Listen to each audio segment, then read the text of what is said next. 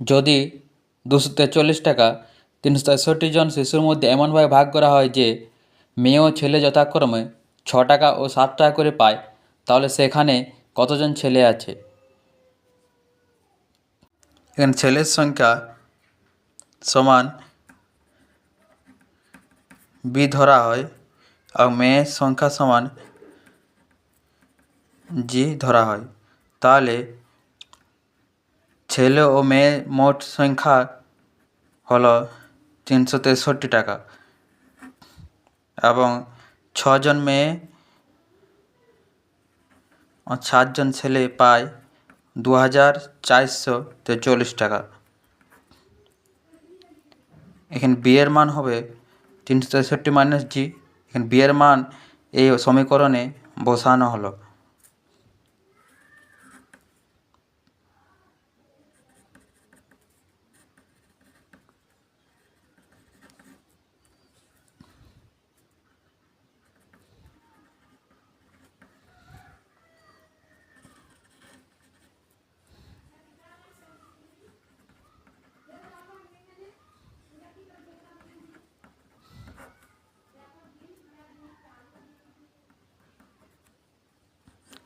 ষাট দিয়ে তার 363 ভাগ গুণ করলে 2541 হয় এবং 7 দিয়ে জি করলে 7G সমান 243। প্লাস মাইনাস মাইনাস, তাহলে মাইনাস জি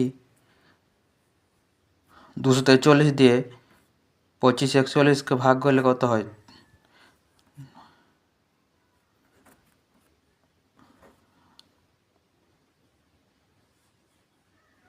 98 হয়ে যাবে। তাহলে জি এর মান কত হবে? 98।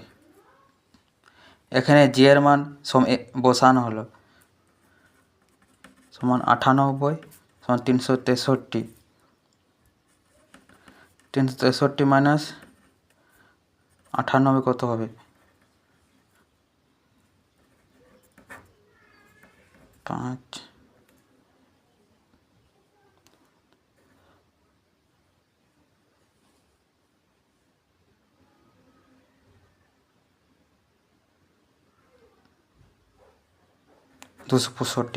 তাহলে ছেলের সংখ্যা হয়ে যাবে 265 জন।